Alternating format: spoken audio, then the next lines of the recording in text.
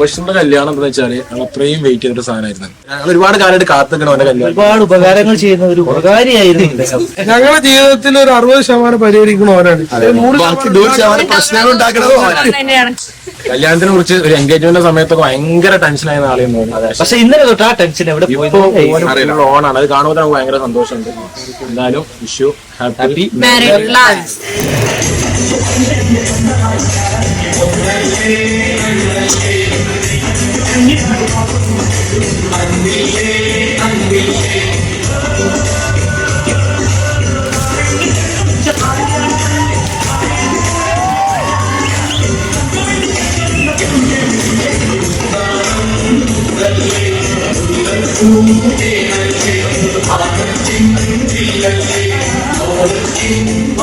Guys, നമുക്ക് ഒരു കാര്യം മുബഷിറിനെ കുറിച്ച് പറയാനുള്ളൂ.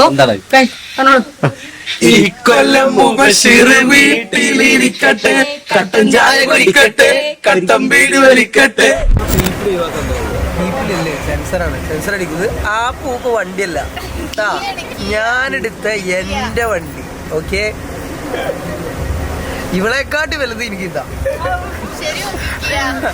എന്റെ പേര് വരെ ഞാൻ മാറ്റി. ഇപ്പൊ എന്താ അറിയോ, ഉബിക്ക. അല്ല, ഞാൻ ചോദിക്കട്ടെ, എന്റെ ഈ കല്യാണത്തിന്റെ എക്സുകളൊക്കെ എന്താ എന്റെ അഭിപ്രായം? അങ്ങനെയാണെങ്കിൽ ഓഡിറ്റോറിയം അറിയല്ലോ, സ്ഥലം ഉണ്ടാവുമോ? പേടിയുണ്ട് എനിക്ക് അവര് വരുന്നുള്ള പേടി. എന്തിനാ, ജിന്റേതായില്ലേ?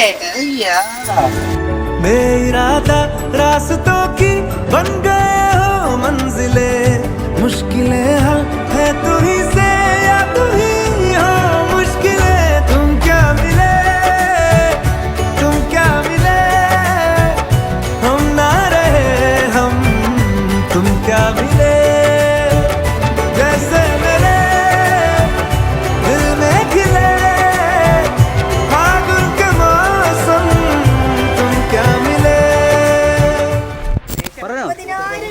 കൊടുത്തിട്ട് ഉപ്പ സെറ്റ് ചെയ്തിട്ട് ഫിലിം മോഡലിൽ എടുക്കാന്ന് പറഞ്ഞിട്ട് കോഴിക്കോട് പോയിട്ടാണ് അവനെ ഷൂട്ട് ചെയ്യിപ്പിച്ചിട്ടുള്ളത്.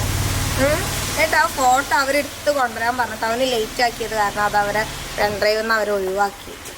ഇപ്പോൾ ഒരൊറ്റ ഫോട്ടോ പോലും ഇല്ല, കല്യാണ ഫോട്ടോ ഇല്ല. അതിനുള്ള പ്രതികാരമായിട്ടാണ് ഞാൻ ഇന്ന് അവൻ്റെ കല്യാണത്തിന് ഇതുപോലെ ഒരുങ്ങിയിട്ടുള്ളത്. ഓൻ്റെ ഫോട്ടോ കിട്ടിയിട്ടില്ലെങ്കിലും ഇന്ന ഫോട്ടോ തികച്ച് കിട്ടണം. എൻ്റെ ഹസ്ബൻഡിന് പകുതി അതല്ല, ഫുള്ളും ഓൻ തന്നെ തരും. ഒരു പൈസ പോലും ഞാൻ തരും.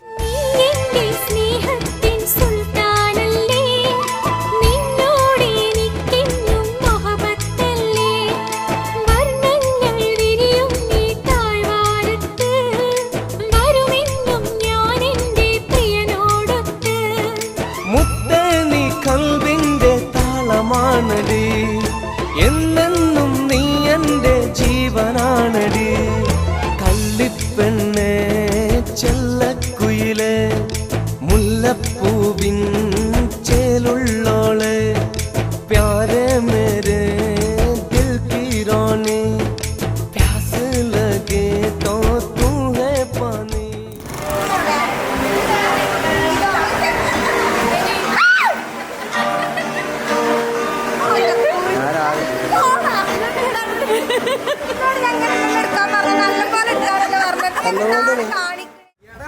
എത്ര നേരമായി? ഞാൻ പുതിയപ്പോഴല്ലേ സ്പെഷ്യൽ എൻട്രിക്ക് വേണ്ടി കാത്തിരിക്കാം.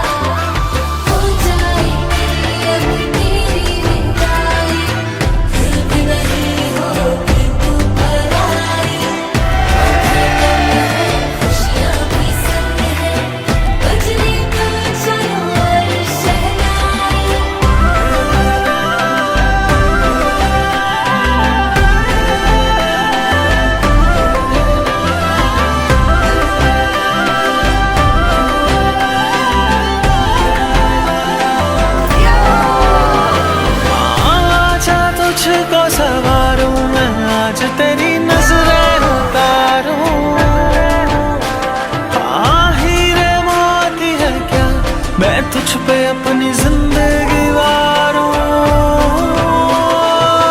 लाल रंग तेरी